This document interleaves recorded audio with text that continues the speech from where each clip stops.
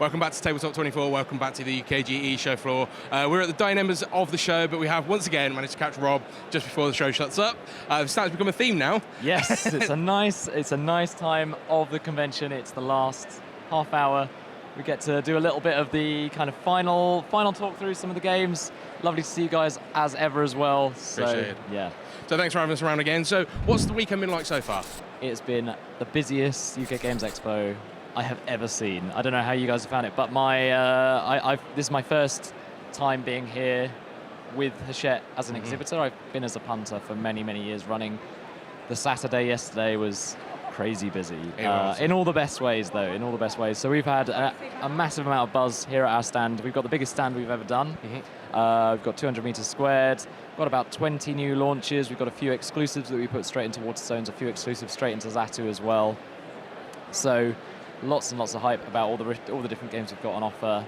As you know, with Hachette, we focus on a broad range of games as well. Yep. So we've got some great new light card games, some great new family titles, and some new heavyweight games as well for those who want those big 2-3 hour crunchy experiences. Perfect. Got it all. So let's start with the first up. So we're going to take a quick look at Courtesans. Courtesans, yes. So I mentioned light card games. This is one of my favorite going at the moment. So this is a bit like Game of Thrones, Red Wedding, the card game. Okay. So what's going on in this game is we have players building out a tableau of different families that they put in front of themselves, and they're also going to be putting cards into other people's tableaus as well. There's also a gorgeous cloth banquet table. What this represents is this shows the different families at dinner with the Queen. Now, when on a turn, you actually take 3 cards from a hand and put them. One has to go into your own tableau, one has to go into someone else's, and one goes to the banquet table, but it goes above or below the banquet table. Now, at the end of the game, the families that have more cards above are deemed in favor with the Queen, and they score positively for each of the cards you have in your own tableau. Those that have more cards under the banquet table, beneath the banquet table, are deemed to be in disgrace with the Queen. And those cards actually score negatively. But because you are, as I say, you are taking 3 cards, putting one into your own tableau, one at the banquet table, one into someone else's tableau. It's a very deft, little aggressive game, quite take-that-y, but it's only about 15-20 minutes long, so it can get vicious, but it's not that kind of game where, you know, you've been playing for 2 hours and you end up hating your best mate for what they've done to you. There's a few little twists, like assassin cards that can kill another card, let's say at the banquet table, spies who go face down. You can put those in front of other people, you can put those at the banquet table, and they're only revealed at the end.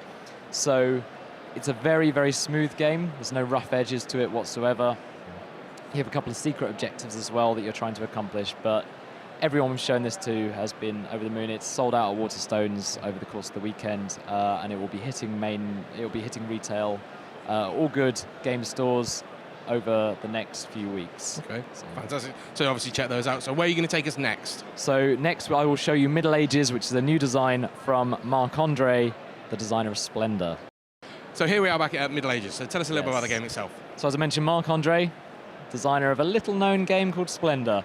So Splendor has been out for about 10 years.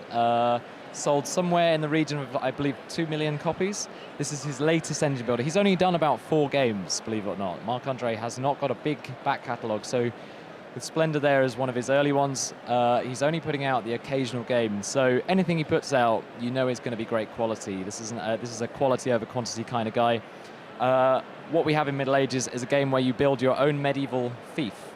Now, it uses a king domino style drafting system, where you are taking tiles from the center, and the tile you take changes the turn order for the next turn.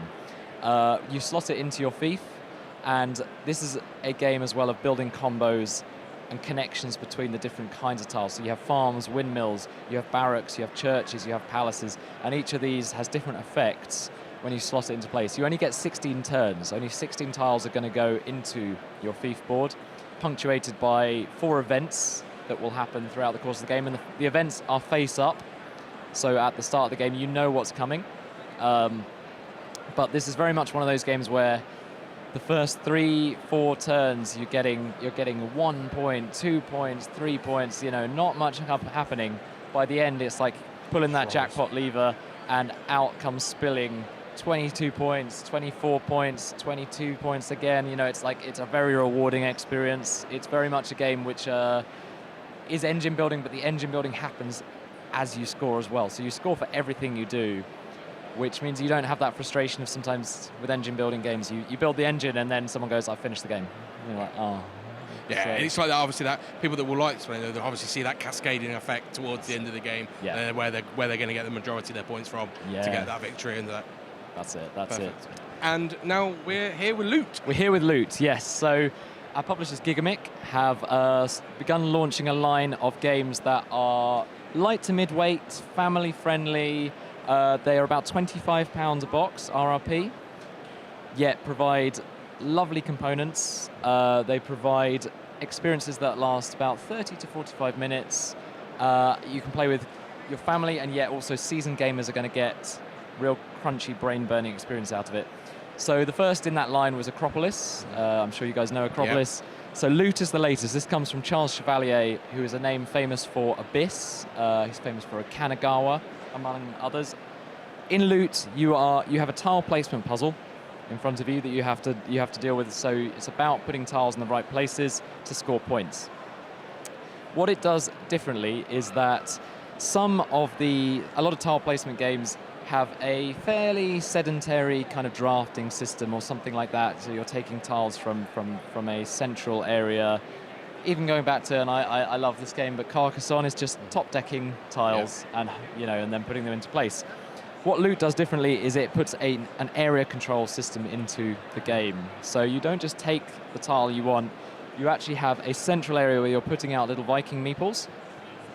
Where you put them dictates the resources, the tiles you'll take or you pick up. You'll then take those tiles and slot them into your personal board. There's a few little twists to that. So certain tiles, like a fortress, for example, has to have a certain number of Vikings surrounding it. You have towns where you have to link up your colors of Vikings. You have to link two towns using your color of Vikings. But in general, the idea being that your brain is torn between dealing with your own personal tile placement puzzle, whilst also recognizing that wherever you put your meeple is actually going to open up channels for other people to build off of. Similarly, you can use your meeple to actually, would you rather block someone from taking the thing they really need than actually taking what you need? It's that sort of game. So that area control puzzle provides a very different sort of way of dealing with the tile distribution. A lot more to think about than pick a tile, place a tile, do the thing with the tile. You actually there's these two elements that you're looking at. Precisely, yeah. And now we've come back to a game that we're quite familiar with, Acropolis. Yes, so it's indeed. A little bit of a twist now. Yes, so we have the Athena expansion launching in October at Essen. So this is really, really exciting. We've actually had Flav, who many of you may have seen at the show. He drove over to France to our publishers Gigamic. He picked up a prototype copy that they literally stuck together using Pritt stick and scissors and everything, just so that we could make sure we had something to show at this event. So what Athena adds is objective cards, and you have 16 of these in the box. I should also say this retails at a mere £12, so there's plenty of good stuff and variability that's added to Acropolis using this box. But you get 16 objective cards, 4 of which get put into the game, and they're dealt at random. Now, when you complete an objective, you get two things. First of all, you get a tile, which is a single tile, which can help you fill in those pesky gaps. The second thing you get is a piece of the statue of Athena. Now, in base Acropolis, stone is the resource. Now, at the end of the game, with any stone that is left over in base Acropolis, you get 1 victory point. If you manage to build the whole statue of Athena by completing the 4 objectives, then each stone left over at the end becomes worth 5 victory points. So this can be a real game-changing strategy. But you have to focus on those objectives, and some of those are quite tricky. They're like shapes you have to build with different terrains. For example, there's a watchtower. The watchtower is building a barracks that is at least 3 levels high. So you have to think about, how am I going to do that if I want to achieve those objectives, and then make sure I've actually got the stone coming to me to secure those 5 victory points for each of those stones. So it adds a new strategic element to the game. Lots and lots of variability in the box as well. Yeah. And those that don't obviously know with Acropolis, but a lot of people, it looks very simplistic when you look at it, and you're like, okay, this is bright, this is colourful, and then as you get to play, and then the group that you play with really depends on the level of difficulty that you are going into. But it sounds like this is going to just add that extra twist on that dial That's it. And base Acropolis, as I say, it comes from that same line. It's the first in that line that Loot has now joined. £25 boxes, light to mid-weight, family-friendly, but still brain-burning puzzle for gamers. Athena is almost going to take Acropolis, which at its heart is quite a simple game to first get to grips with, even though the actual puzzle at the heart of it is quite difficult. And yeah, it's going to have your brain working on multiple levels trying to work it out. Athena is going to just take that complexity a little bit up, give you new routes to victory. So it's a very clever little expansion to add to the box. Looking forward to seeing that later in the year. And now we're taking a quick look at Chronologic. Yes, so do you know a game called Turing Machine? I do indeed. Yes, okay. So the two designers of Turing Machine have come together for Chronologic, and the idea of this is to build narrative into a system that Turing Machine first introduced us to. So this is still a deduction-based puzzle, but what you have is, it is set in the 1920s, Paris Opera House. There's multiple scenarios in the box, but the first scenario deals with the poisoning that has occurred. And the idea of this is that you are venturing around Paris Opera House, you're exploring a timeline, multiple different stages of the evening, to understand who was in certain places at certain times, who the culprits are, who may have committed this vile, heinous act. So on a turn, what players are going to be doing is actually using, again, a deduction-based system. They're cards overlaying on other cards to reveal bits of information. They actually have to share just a tidbit of that information with other players. So every turn you're going to get a little bit of info, but they keep the vast majority of that information to themselves. So this adds a more dynamic multiplayer element as well to a deduction game. It's not like Consulting Detective, Sherlock Holmes Consulting Detective, where it's reams of text that you're reading through. This is still for Turing Machine fans, this is still a numbers-based puzzle and a deduction puzzle in that format, but it just gives a storyline and a narrative to Turing Machine. Okay, so it adds a little bit more to that, a little bit more about, you could possibly potentially get people in that are just not looking for a game, they're looking for a little bit of a story. Yes, and this will be the first in a number of boxes in the Chronologic line, so we're going to have multiple coming out. They're going to also have, between each release, we'll have expansions released for the one that has just been released. So we found out the expansions for Chronologic Paris 1920 will be coming in towards the end of this year, so we're going to have extra scenarios. So coming around really quickly for those people that want to get on board now and want to enjoy a new series. That's right, exactly, yeah. Perfect, thank you. And now we're back with a not so little yellow icon. Yes. Obviously the first thing to say is this is not the retail edition, but it is just lovely. It is just lovely. So this is the XL edition of Corridor Pac-Man, which is our flagship release of this show. So it's the one we've been building up for a long time. It's finally out there. People can finally get their hands on it. I know people have been waiting a long time for this, but it's here. And what we've got here is the XL edition, as I say. And this game includes everything you need to play the abstract classic, which is Corridor, which has been going for about 30 years. Something of a cultural phenomenon now. You're playing with delightful Pac-Man pieces instead of classic wooden pawns. It also has a Pac-Man mode added to it. So this sees one player controlling Pac-Man himself and up to 4 other players controlling the ghosts. Pac-Man has to move around the board and consume these power pellets that we'll see here, whereas the ghosts have to hit Pac-Man 3 times. Pac-Man's lives are measured by these tokens. If he gets hit 3 times, game over.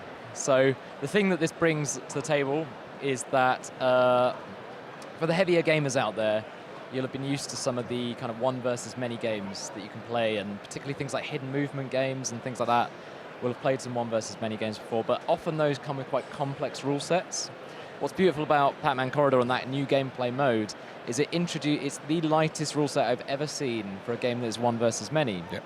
I've come by the stand this weekend, come by the table this weekend, and seen a dad with 3 of their kids, and dad is playing Pac-Man, playing the one in the one versus many scenario, and the 3 kids are controlling the ghosts, and you get all that delightful stuff that you might be used to from heavy games like Fury of Dracula or Descent 2nd Edition or Letters from Whitechapel, which is one versus many, but without that rule set, and you hear that chatter going on, but it's young kids dunking on dad, and they're saying, right, if I get round this corner, you can block dad off at that section. Before he gets to that pellet, if you walk in and get in there and all that kind of banter and Dad sat there going, oh, I think they might be onto me here. I think they might be onto me. So all of that good stuff packed into a very streamlined, simple rule set for anyone to understand. And let's just say about that rule set, we was looking at this last night because we've already picked up a copy on Friday morning. It's one page. Yeah. It is literally one page. There's one page for Corridor, which has that abstract game that's got it, and there's one page for Pac-Man variant, and it doesn't take a lot to get into it. And you've got that nostalgia, you've got that abstract gameplay. Like you say, the one versus many. You can even play it as 2-player, one taking either side. So there's a lot of variability in how you sit and play it. Yeah, exactly. And Classic Corridor is a game you can play for years. You know, anyone who's tried it will know it's a game you can learn like that, and yet will take years and years to master. This new mode, we expect to do very much the same. We've seen a pretty 50-50 split at the moment between Pac-Man and the Ghost winning. So this is a lovely addition to a game that people know and love. And as I say, you're effectively getting 2 games in one. So that's fantastic. So let's just wrap up with everything that we've covered here today. And we've mentioned we've got a couple of those exclusive sort of distribution channels into some of those, because people are going to want to know where they can find some of these games. Yes. So obviously the majority of the games are going to be going out to everywhere, but if you want to give a mention to a couple of the exclusives that we're going to see. So this we've had Courtesans, Middle Ages and Chronologic, which I've shown you. Those 3 have been exclusive with Waterstones for the course of this weekend, but they will be going into all your friendly local game stores everywhere. E-commerce, all the main retailers will be getting copies of those. We've also launched a line of games that I haven't been able to show you guys today, but from our publishers at Gigamic, these lovely new kind of hangbox games, which include Line It, Slide and Contour. All small, brief, deft card games, and they've been exclusives with Zatu for this weekend. Again, they will have a wider release after this. So. Yeah, and we got a nice look at Slide over the course of the weekend, and that's a really nice little number game where you're moving some of the cards around to try and get the lowest points. And it looks like that's going to be quite a nice little box game for a lot of people. For those who haven't seen it, it's well worth having a look at a video for Slide, because it is a lovely game for fantastic cadence. It's only a 16-turn game. I've seen players play it this weekend for whom the first third they think it's quite loosey-goosey. They're not too worried. Everything's fine. Even heard people saying, "Oh, it's silly. It's luck-based." Second third of the game, they start seeing the spatial puzzle that is emerging, and then that final third, I've seen people take as long for the final third of in terms of turns, as long in time to play those first 2/3. It's that crunchy of a puzzle towards the end. It's very, very tricky little spatial puzzle. It's very clever. Perfect. So Rob, thank you once again for this. Guys. I appreciate this, because we are literally hearing some of the hall closing up around us. Around us. Happening. Obviously, check out the links in the description below to these guys. But if not, check out your friendly local game store for any of the stock. And if they don't already get their stock from Hachette, tell them to reach out and get it. It's on. Check out the other videos from the convention, and we'll catch you next time. Take care. Thank you, guys.